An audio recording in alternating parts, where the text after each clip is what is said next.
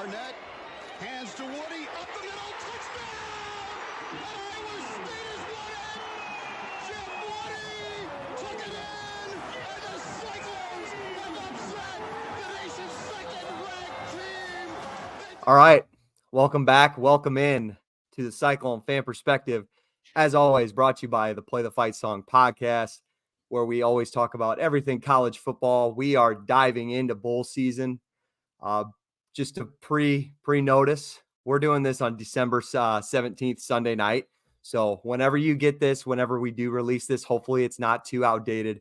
We cover everything Iowa State football. I'm joined by my fellow brother and Cyclone fan. We've been talking about basically every preview and recap of the Cyclones this year. We kind of took a couple of weeks off. We had to get out and do some transfer portal recruiting stuff with the coaching staff, obviously, and take a little hiatus on some basketball. So we've been out of it, but we're excited to be back and ready to talk some Cyclone football again. Justin, what have you been doing in the break? What sport, hobby, anything? What's been occupying your time since you haven't watched Iowa State football? Not much, and I've really been missing it, to be honest. Like, I didn't realize how deep I was into it until that first Saturday without any college football going on, where it just felt kind of empty. It wasn't great. Well, as if anybody should know, we don't have hobbies. So this is our hobby. This is what we do. This is what we care about. So on December 29th at around 6:00, our hobbies are going to go away for another 8 months. So it's going to be hopefully maybe a good night to celebrate, but maybe a little sad because we don't have lives. Have you did you watch any bowl games this weekend? We did get through the first slate of Saturday bowl games. No, this weekend I haven't caught any of the games. I did catch the full Army-Navy game. I did watch that, but the bowl games I have not caught. No, that was a great game too. I kind of forgot about that one. That one feels like 2 years ago at this point, but yeah, the first Saturday of bowl games, you kind of got to be a little bit of a college football sicko to watch some of those. I mean, the Ohio Georgia Southern game at 10:00 Central Time. You're an absolute sicko if you're watching that, or if you have anything on that, and I guess you can throw me in with those guys. But anyways, let's get to the fun stuff. Let's cover a little bit about Iowa State, where we've kind of left off after our awesome Farmageddon win. Iowa State's kind of been quiet, and what I always hear on podcasts is the famous saying, no news is good news, especially for this young club. We thought that Iowa State would definitely get, I think poached is the right word, in the transfer portal. We definitely have a few guys, especially how young and talented this roster is. Teams around college football, the Big Ten schools, the SEC schools, they want some of these guys. And for that, I think Iowa State has made it out pretty clean. Now I want to kind of knock on wood. We're still 2 weeks away from the bowl game, but it seems like everything is going to go our way as far as that's concerned. Unlike our rivals / maybe similar comrade in Kansas State, they got absolutely attacked in the portal. They lost a ton of dudes, quarterbacks, a lot of guys on the defensive side of the ball. So Iowa State could have definitely been in that situation. So going off of that, Iowa State did lose a total of 13 guys in the portal. Not a ton of big names. There's a couple of familiar faces that have played a decent amount. One in particular being the running back spot in Eli Sanders and Cartavius Norton. Cartavius actually committed to Charlotte yesterday. And for those who don't know, Charlotte's been going absolutely crazy in the portal. They've been adding a ton of guys. So I think Cartavius is going to be really good in the American Conference. This one just didn't really come to a surprise with the resurgence of Abu Sama and how well he's been playing down the stretch. So I'm not really surprised by any of that. Darrell Simmons was a former starter on the offensive line. Again, he was kind of replaced earlier in the year. So to see him leave doesn't really come to a surprise. The one guy I would say that kind of sucks to see go is Greg Gaines. He was a former 4-star recruit at the receiver position, and he just didn't really make it out. They're bringing in some other guys. Jaden Higgins, Jalen Knoll, Daniel Jackson are just 3 names that have been really awesome all year, and they're coming back next year. I think this was a guy that really wanted to see the field right away. So he's unfortunately going to have to go somewhere else to find that opportunity. But a little interesting tidbit of note in the transfer portal, if you haven't been paying attention, former tight end Deshaun Hanukkah was granted by the NCAA to return, and he's going to Kansas. So I hate to see that go. I thought he was going to be awesome this year. He was one of those guys that got in the gambling incident. He was a 4-star transfer, according to 247. So I don't know, Justin, did you see that? To go to Kansas, that one kind of hurts. Yeah, I was honestly kind of surprised. I didn't think he'd be able to land. Well, obviously, I was excited when he was with us, but I didn't think, like, as a guy after everything he went through, like through the transfer, Kansas was a pretty good landing spot for him. So that did kind of catch me off guard. Yeah, for as good of a receiver at the tight end spot as he is, he's going to thrive in that offense. I really do. And it's going to really suck to watch, kind of, because Kansas is definitely a team we see every year. Yeah. And then Iowa State right now on the recruiting end, they're not really going to be very active. They kind of have the class that they want. They're ranked 60th in 247. That's kind of average for where Iowa State's at. You kind of roll your eyes, but if you really pay attention, that's not too big of a surprise. I mean, we're Iowa State. We don't recruit on a national level usually. I mean, they could certainly be a little better than 60th, but I agree. But I think with all the young guys that they brought back going into next year, I think it was kind of tough to sell a lot of other guys right now. And there just wasn't too many positions to fill. Really what they're doing right now is the coaching staff is going around. They're visiting the commits, making sure everything's straight. They visited the 2 twin brothers who are going to be playing offensive line for them next year. I think that was huge to make sure that they're sticking around because they're picking up some late offers and they're adding a couple of more guys. They just got an in-state recruit tonight and a Utah receiver as well. So they're kind of they're filling out some spots. That's really, it's quiet. That's good. But looking at Iowa State for 2024, I know we have a football game to talk about, but they're bringing back 19 of 22 starters going into the bowl game. Let's talk about that a little bit. Is there anything, Justin, you're going to be looking out for? Because in a bowl game, anybody could take the field. Like, we could see some familiar faces or we could see some brand new faces. Is there anything you're looking for in the bowl game as far as personnel wise? I think a lot of times, like in these lower level bowl games, like this is a good time for teams to experiment with different things, or like if things haven't been working, like just trying new things, or a lot of times playing young guys. But with us, we're already a young team and we kind of know who we are. So I don't really know if there's much more experimenting in that way. So we're kind of uniquely equipped, I feel like, to just kind of keep hammering what we've been doing all year, which makes me feel a lot more confident in this game. So I kind of just think building off that Kansas State game, like seeing Abu get more carries, get another double-digit carry game for him, and just see how see if we can keep building on the offense on a. I don't want to like diss on Memphis's defense, but it's a little lower level than some of the Big 12 teams we've played. So that's kind of the biggest thing I'm looking forward to. Right. And I think, Abu had a great game against Kansas State, but I'm interested to see if Carson Hansen gets some more carries. He didn't play as much last time because they just really didn't need him. Maybe they're going to need him a little more. I have no idea. Or maybe it's a bowl game and they just want to give him more carries for next year. So something to look out for. Lastly, I know, like, obviously yeah, the K-State game with like the snow and everything made it a pretty unique environment. So being in a more like relatively normal game, giving Memphis more time to prepare for us after seeing that, I'm pretty excited to see how our run game will handle all that. 100%. We're going to talk about that interesting Memphis defense in here in just a minute because Iowa State, I think, can take advantage of it pretty well. Lastly, hey, your quarterback, Rocco Beck, is Big 12 Freshman of the Year. Yes, That's awesome to see. And as of tonight, Sunday the 17th, Brock Purdy is the leader in odds-on favorites for MVP in the NFL. Just had to throw that one in there. He's officially got minus odds. He's like minus 120 to win the MVP. So that's QB. Yeah. Some people are starting to call it QBU. So QB. Yeah, anytime Iowa State can throw a little bit of a jab for NFL players, we're going to do it because we've never seen that before in our history. All right, enough of that. Let's get into the actual game itself. The AutoZone Liberty Bowl, Friday, December 29th, Iowa State will be playing the Memphis Tigers again. This is a rematch from, God, it's kind of feels like forever now. This was Matt Campbell's first bowl game appearance 6 years ago, back in 2017. Iowa State saw this team.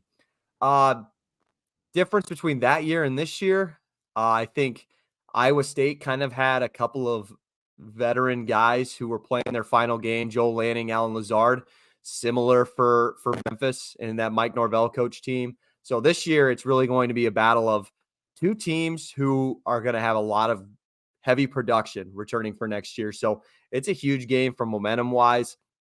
And we'll talk about the momentum factor later on. But Iowa State comes out as a 9.5-point favorite.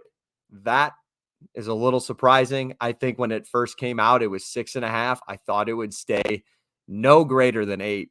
To see it at almost a 10-point favorite right now is a little staggering. I think there are some personnel things on Memphis' side is why I know why that is, but we'll talk about that too. Justin, do you remember anything from that 2017 Liberty Bowl? God, you were probably what, 5 years old when that happened? You were pretty young. I don't know if you were watching football yet. No, I just remember it being that was Lazard's last game, wasn't it? Yep. Yeah, like Lazard and Montgomery's last game. And didn't Kyle Kemp throw for like 300 yards that day or something crazy? I think he played all right. He had a huge throw to Hakeem Butler. That's what I remember. Yeah. He had like a huge touchdown. That's like the one play I remember. And it was like the end of the game. Didn't we like punch in a run to get the last score? Was it Joel? Yeah, I think it was Joel. And then another one was the other touchdown was a tip ball that just landed in Lazard's lap in the back of the end zone in typical Kyle Kemp kind of luck fashion. Still love the guy to death, but that was kind of an epitome of how his career was at Iowa State, especially that year. He definitely had some things roll his way. I also didn't Montgomery like fumble on the goal line or something. Yep. I think it was the first possession, and he hadn't fumbled all year or something. So we were kind of like, oh God, is this team ready to go? What I remember about that game too, and I'm interested to see. Unfortunately, I mean, I won't be down there. I don't have a ton of interest to go down there this year. I've never been to a bowl game personally, but I'm interested to see how the crowd is from that last time to this time. From what I listened to a podcast from Memphis' side, the Daily Memphian. They don't really know how many people for Memphis is going to be there because, interesting fact, Memphis' season tickets, it's not like a huge price. Shocking enough to watch Memphis football. They're not asking a huge price, but the bowl game, it's not factored in for Memphis playing there. It's not a Memphis game. It's a bowl game. So the ticket prices are like, 50% higher than regular season ticket prices. That makes sense. From their perspective, they're like, do we really want to pay the extra money to watch a home game versus Iowa State? We're not really playing. They're like, we're not playing Texas or Oklahoma. And I kind of rolled my eyes like, okay, you were never going to get them in that bowl game anyways. I mean, they're playing as an Iowa State fan, we know how valuable a 10-win season would be. I mean, they're playing for their 10th win. I feel like that'd be kind of cool to go see, but maybe that's just me. That's the big one for them. Although they're not completely unfamiliar with high win seasons. I think with Norvell, they won 12 games. Yeah. This is a team, God, this is again bad podcasting. I think this is a team who has they have a bowl record somewhere. They have like the longest active bowl streak. I think it might be like this might be their 15th straight bowl appearance. Pretty sure that's what it is. They have I think with them and Oklahoma State have the two longest bowl streaks in all of college football. So I don't know. I don't know how I would feel if Iowa State played a home. I'd be excited if they played in Jack Trice Stadium in December. I mean, I would be there in a heartbeat, but the Liberty Bowl has been around for years. So I'm sure this isn't really that special to them. So let's talk about that for a minute. Memphis, 9-3, kind of 9 wins is great, but none of their wins have been very good. They're 4th in the American.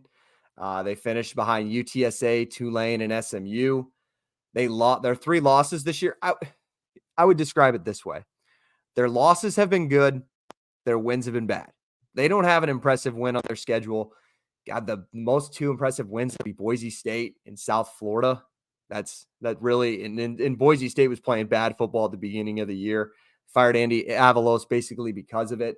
But their 3 losses, 10 by Tulane, 4 by SMU, and 7 by Missouri. That Missouri game was played in St. Louis. So yeah, they're all close games. They're close because they can score a lot of points. Yeah. They were underdogs in all 3 of those losses. Something to note, Iowa State's obviously a pretty big favorite in this one, and they've scored 35 points in every game that they've won this year outside of the Navy game. So that's kind of their target number for this prolific offense. If they get to 35, they're going to have a pretty damn good chance to win. Motivational factor, because I think that's at least half the biggest key to any bowl game that's played. Number one is who's playing, and we're going to get a lot of players playing on both sides. But number two is the motivation. We kind of talked about that a little bit. Iowa State's going for 8 wins. This would be the 4th in the Matt Campbell era. This would be the 5th 8-win season in the Big 12 era. So this is unfamiliar to Matt Campbell, but this is familiar to Matt Campbell, but this is unfamiliar to Iowa State. Campbell's 2-3 in bowl games at Iowa State. Memphis is going for their 10th win. Like you talked about, Justin, this is the first 10-win season they could get under head coach Ryan Silverfield.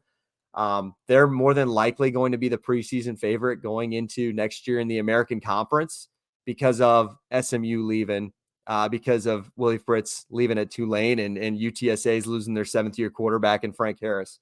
They're 2-0 under Silverfield. So I kind of laid it out a little bit for you. We talked about them playing it as a home game. What's the motivation on either side? Or do you think Iowa State holds a motivation factor in this game? For some reason, being the 9.5-point favorite, I feel like they kind of do. Do you think Iowa State's more motivated, or do you think I do. Memphis is motivated being the dog? I do. No, I think Iowa State feels more motivated. I think Memphis kind of thinks they're above us in this game a little bit. I don't think talent-wise they think they're above, but the home field, and it's like, we're playing Iowa State, I wish we could have played Oklahoma State. Who knows? I honestly think this could be a really good game, because there's motivation on both sides. Like with Memphis, like we said before, they're going for that 10th win, and they haven't had like a big win all season, like you said. And being a 9-point underdog, or 8.5, I think it is, whatever, like them coming in and winning this game against, I mean, what did we finish? 3rd, 4th in the Big 12? I mean, I feel like that would be a pretty good win for their program, especially they're kind of in a similar situation. Like you said, them maybe being first in the preseason next year, like just ending the season strong. And for Iowa State, it's the exact same thing. Being a young team, we got that K-State win, and like we don't want to end the season on a bad note either. Like we want to go out and we want to like prove that like that game was legit, that like that wasn't just a fluke, and this team is like going to be for real next year. So I think there's a lot of motivation on sides. Oh, sorry. I'm messing this one up. I can't point that right there. See that under my tag? I can't point, and it's Bowl a little games matter. It's a little tiny, but my name tag today, it's bowl games matter. And I think you nailed it on the head, Justin. I think both of these teams really give a shit. And it's really because of momentum into next year. 10 wins would be huge for Memphis. Any 10-win season would be huge. And honestly, after last year and being an Iowa State fan my entire life, I'm never going to take for granted an 8-win season. 8 wins it's really hard to come by. And guess what, guys? It's really hard to come by 8 wins when you start 1-2 and you lose to Ohio in September. So for that opportunity, I think Iowa State understands it. Both of these two are going to be top. Like I said, they might be the preseason favorite, but they're going to be top 3 respectively, both in their conferences going into next year. How do you want to lead into next year? Get this win. It's on ESPN. You're playing in front of a national audience. Maybe it helps with recruiting. I think that this is a big game for both sides. So I think that was really well said. Let's talk about Memphis a little bit and why they're going to be the preseason favorites next year. Portal wise, they lost half of what Iowa State lost. They lost 7 guys in the portal. I'll kind of take it away from Justin here in just a second. They lost 7 guys in the portal, but I think they lost way more important pieces than Iowa State did, in particularly the offensive line. They lost 2 offensive starters, and Davion Carter, he was a guard, and McKalen Pounders, and he's an offensive tackle for them. Both are really good talents because they both have already committed elsewhere. Carter went on he's going to be a familiar face in the Big 12. He's going to Texas Tech, and Pounders is going to Mississippi State. So you have 2 Power 5 level guys that are moving on for you, and you're not going to have on your offense. I think that's a huge piece because Iowa State, we know about their defensive line and the pressure they can create on quarterbacks. I think that could be a huge piece for Iowa State to take advantage of going into this game. But they have a ton of weapons, and I actually don't take that lightly. I would throw this group with some of the best in the Big 12 as far as quarterback, running back, and receivers. It starts with 3-year starter and quarterback Seth Hennigan, who said he's coming back next year. He's not moving on. Pretty rare to see a 3-year starter in the G5 not try to move on to a Power 5 program in this day and age. So that's huge for them. He threw for over 3,500 yards this year, 28 touchdowns, only 9 picks, and he completed 66% of his passes. The guy can throw it around the yard, and he's going to have all of his receivers with him. He's got Rock Taylor, who said he's coming back next year. He's the leading receiver for them. He had 981 yards this year, 61 catches, 4 touchdowns. I think he had like 130 yards against a talented Missouri secondary. So this guy can get it done not only in the G5 opponents, but he's seen Power 5 type levels that he's not going to be afraid of us by any means. Another familiar face I think everybody wants to keep an eye out and has been kind of probably waiting for me to mention it is receiver Joe Skates. Similar to Greg Gaines, 2 guys that were a couple of the highest recruits ever in Iowa State history, a couple of 4-star guys who just didn't pan out at Iowa State. He's a third option for them. He's got 30 catches this year. He's going to be around, and you're going to see his name a lot. And then Demir Blankumsey. I'm sorry, Memphis fans, if I completely murdered that, but he's going to be your second option. The dude's got like 890 yards. So 2 guys who have over 850 yards total on the season. That just shows you how well they can throw the ball through the air. And then lastly, it starts with Blake Watson, who's the tailback for them. According to that podcast that I listened to, it sounds like he's going to be playing in this one. That's huge for them because they think he's an NFL type back. He was first team all American Athletic Conference. He was first team all conference for them. He had over 1,000 yards this year. He can catch the ball out of the backfield. He's had a couple of 100-yard receiving games. So for him to be back in this one is going to be massive. I'm interested to see how Iowa State can match up with another good running back this season. And then defensively, there's not much to highlight with this group. It's a group that gives up a lot of points and a lot of yards, but if you're going to see somebody, Chandler Martin's going to be running all over the field trying to make tackles for this group. He was all AAC first team as a sophomore for them. Okay, so this is a young guy that's coming back that I bet everybody's pretty excited about. He had 86 total tackles this year. Those are about 4 or 5 names you're going to want to pay attention to for Memphis. Offensively, it's really going to start with those guys. Going off of that, let's get into some of the matchup scenarios that I think Iowa State and Memphis are really going to collide in. The first one would be we talked about their passing attack. Iowa State's secondary has been the anchor, the highlight, the nucleus of the defense and probably the entire team this year. While it's been derailed with safety injuries with Malik Verdone, Jeremiah Cooper, the team has found ways to get it done. And I think this team will be fully healthy and ready to go. Memphis ranks 14th in the entire country in passing offense in college football. So Iowa State's up for a test. Yeah. They threw for over 350 yards on Missouri, and that's no joke. Missouri's defense was pretty solid against Georgia. They gave themselves a chance in that football game on the road. Iowa State's 6th in the country in interceptions. That's where you're going to have to take advantage of Hennigan. Justin, I asked for you. The only question I think Iowa State fans are wondering with the secondary is TJ Tampa going to play? I would imagine.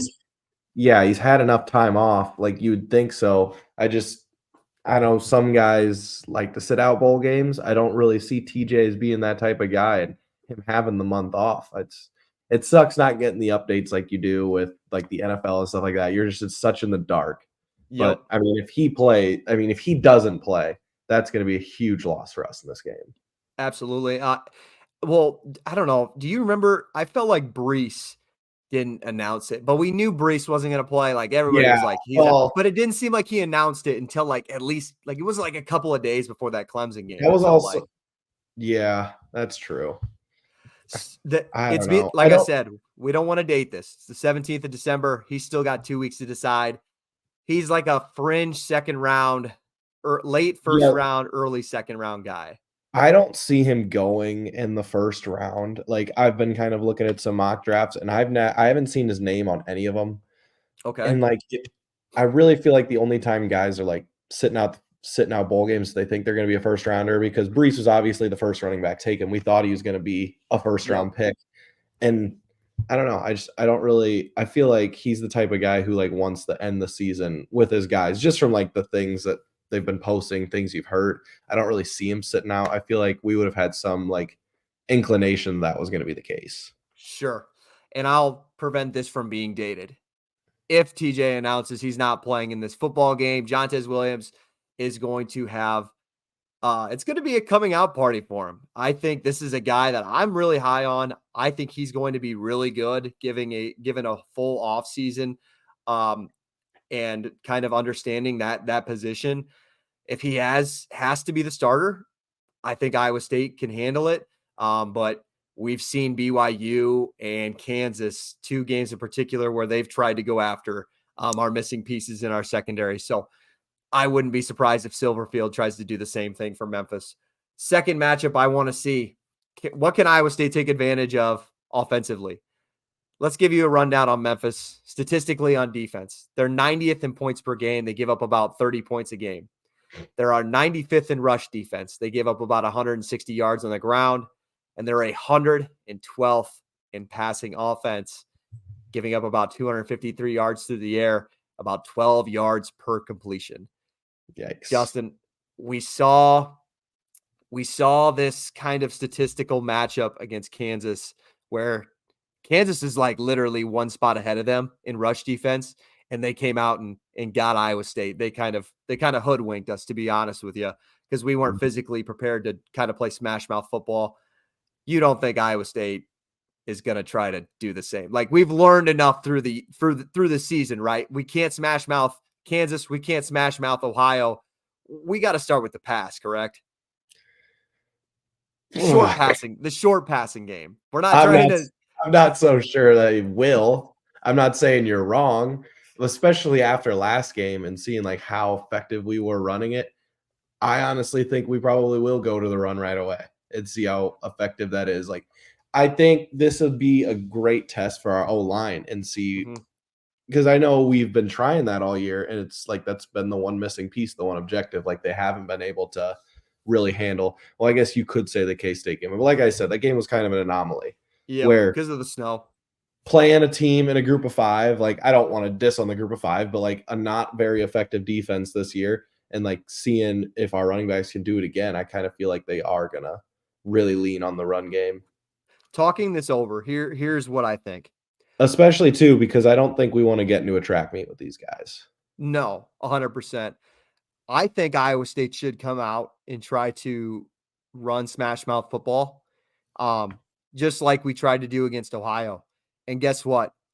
While I'm an advocate for bowl games and how they matter, I think it's a good test to go into the offseason to see where your physicality is at. Have we progressed since the Ohio game? Can we run smash mouth football at least at the G5 level, especially with a defense at that level that struggles mightily? At least Ohio has a stout defense. They are in the top percentile of G5 defenses, and they showed it all year. This is a bottom level G5 defense. Come out and try to run the ball the first 3 downs. It's a bowl game. I'm not going to sit here and nitpick on the play calling. I know Nate Shieldhouse can call plays. If they come out and we can't run the football, I think that's a great indicator for Matt Campbell to use that as motivation going into the offseason. Like, hey, we are not there physically. Like, we cannot match up physically with these guys. How are we going to in the new Big 12 going into next year? So I think, as much as I hate stubborn coaching, I'm for it. I'm for it in this football game. I want to see us try to be stubborn and just run the football 60%, 65% of the time. I think that's kind of where I'm at right now. I would love to see Abu get 20 carries in a game. I think. Yeah. I mean, we haven't seen it yet, and I've got no reason to believe that it wouldn't be successful. Go for it. That, or like I said, give Carson Hansen 10 carries too. I don't know. AJ Harris, we haven't seen him all year. Maybe he'd give him 5 carries. Lastly, the last matchup I'm looking for, who wins the third down battle? This one's huge. Listen to this. Missouri ranks 31st on offense in third down conversions. They were 0 of 8 in that game versus Memphis. That's why it was so close. They struggled to they didn't convert a single third down. On the other side, Iowa State ranks 30th on third down defense, and Memphis ranks 26th on third down offense. They complete 40%. They're 47% on third downs this year, that's really, really good. Iowa State defensively, they're giving up about 35%. Again, that's really good. 1 in 3 third downs, they're getting teams off the field. While Memphis's defense has been terrible all year, they're 17th in the country in third down defense. If there's one thing that they do, it's they get teams off the field on third down. That's how they win games. I haven't watched every Memphis game, I'll be honest, but my hunch is I think that stat's a little inflated because I think they give up so many big plays on first and second down. I don't think I haven't gone back and see how many third downs they've had compared to maybe Iowa State, but that's my hunch. But then again, Memphis was 0 of 8, or Missouri was 0 of 8 on third down. So maybe they are just for real once it gets to third down. To be fair, that was big. I mean, that was a big sleepwalk game for Missouri. Not taking it away from anything. But that was right after the K-State game, right before the LSU game. So, and they played it, like I said, they played it in St. Louis. Everyone expected Memphis to compete in that game. Yeah. No, great point. But I think that's a huge factor in what we're going to see in this football game. Let's go into it then. The 3 keys to win. We give it to you every time. I'll give you 2, and then I'll let Justin take the floor with it on the last one. My 2 most important, 2 turnovers. In particular, I think you need to get 2 interceptions.